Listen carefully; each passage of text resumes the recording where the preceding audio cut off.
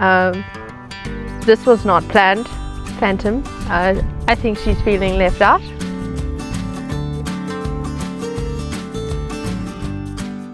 Welcome back, everyone, and welcome to my new beautiful ring, which was designed last week. You all remember my two horses I've recently adopted, Phantom and her rump scratches, Da Vinci and his politeness. Today we will be learning how, or showing how to tack up a horse. It's just a simple bridle, simple saddle, nothing too complicated, English style of course. And yeah, no martingales involved, nothing over the top. Hope you enjoy.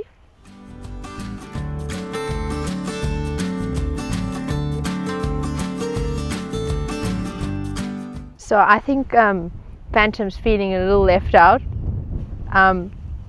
but she hates the bridle, so I'm not sure why she's attention seeking. But anyway, Da Vinci is my sweet puppet for today. So obviously you first take off your halter and put it over here, and I have a rope on him in case he walks away. So for those of you who don't have crushes, which are the little structures that your horse goes in so you can tack up with ease, and you only have a ring, a neck rope comes in handy. Right, so putting on is pretty simple if they behave. Da Vinci, not behaving. You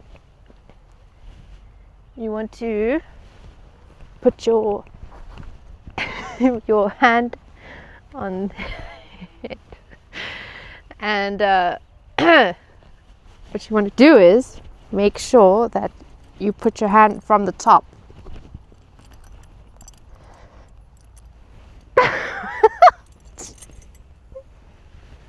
Without struggle. So sometimes the noseband gets in the way. And also sometimes your horse likes to take chances. But you want to ease the bit into his mouth. So he opens, good boy, and gently put the headband through the ears. Oh, make sure it's not on his eye.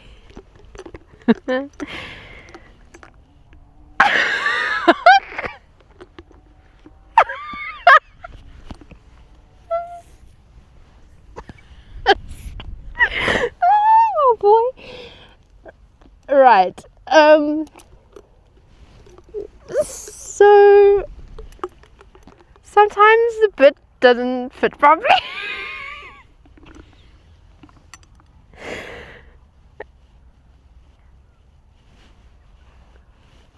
Okay, this bridle's too big for him. That's the bottom line. I thought it wouldn't be. The last bridle I used on him was too small, but this is not for riding purposes, this is for training purposes, teaching purposes.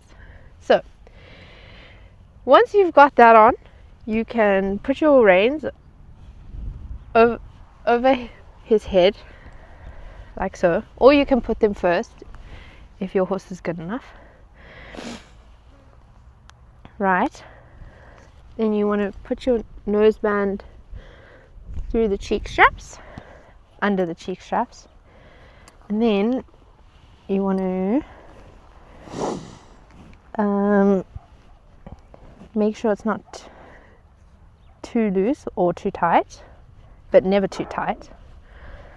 So I'm putting it on hole number 4, because this bridle is already big, and put the strap through.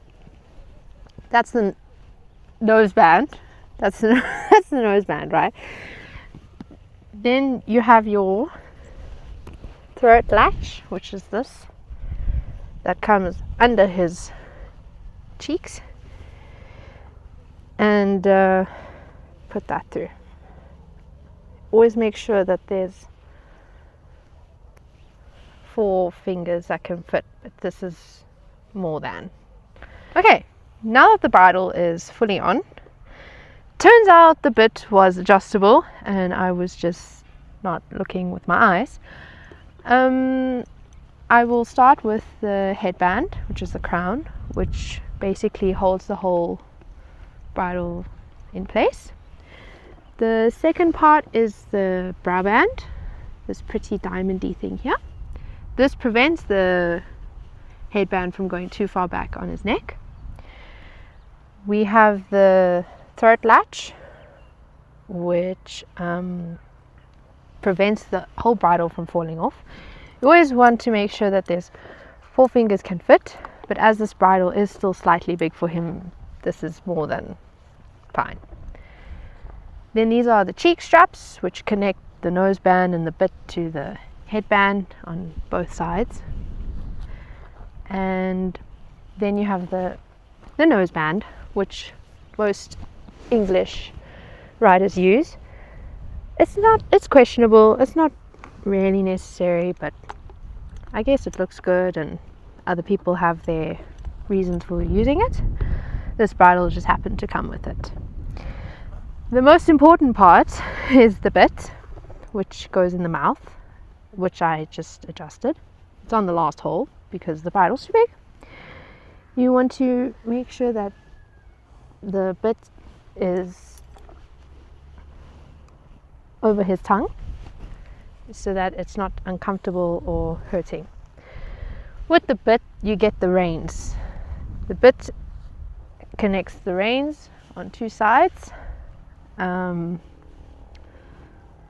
which obviously then you use the reins to guide and direct him and to tell him what you want to do.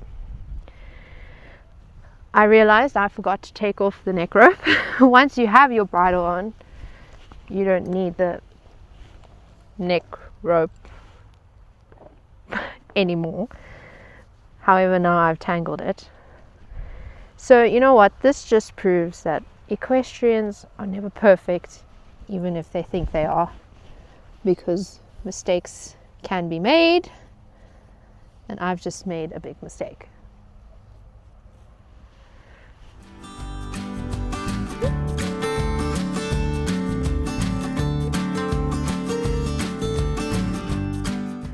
Next part is the saddle, obviously.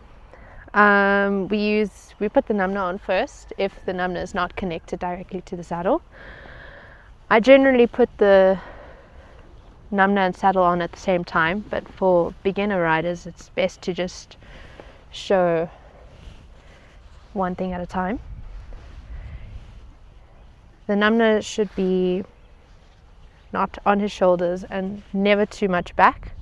Otherwise, if you sit in the wrong spot on their back, you can injure them and you can hurt them, and they will feel discomfort or pain.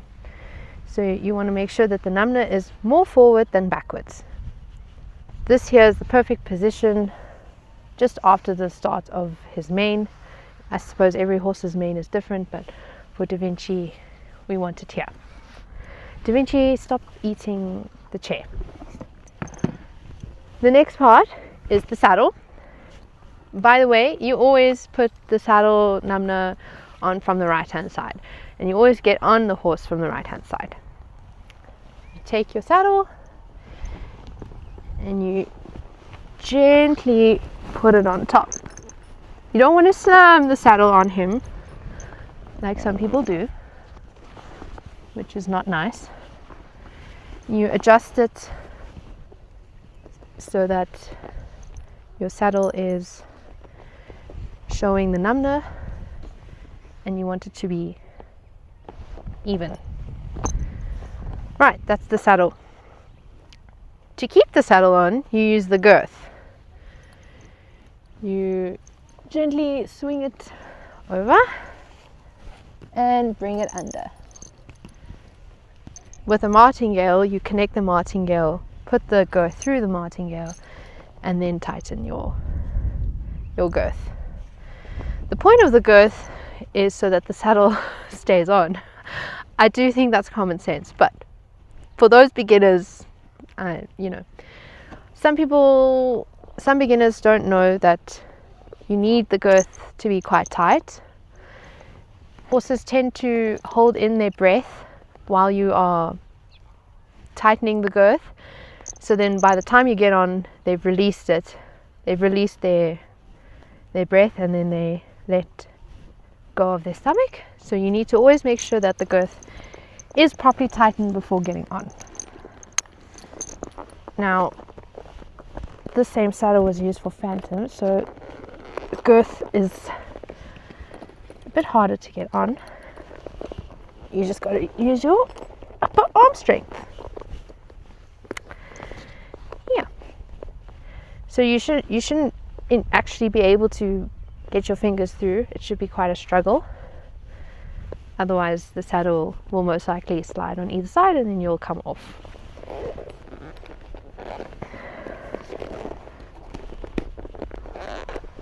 Stand, boy. Good boy. Okay.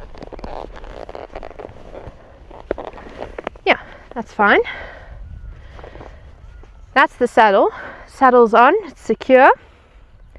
You shouldn't side off. The next part of the saddle, the other important part, is the stirrups. Now the stirrups are for your legs to go through and your feet to be put in. Now, everyone's got a different height, right?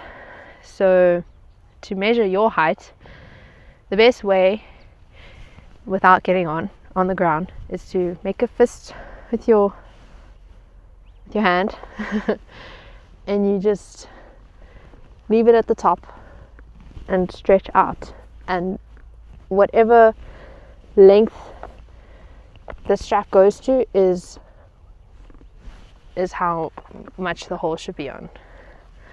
I've already adjusted mine to my height, as I'm the one currently using the saddle the most.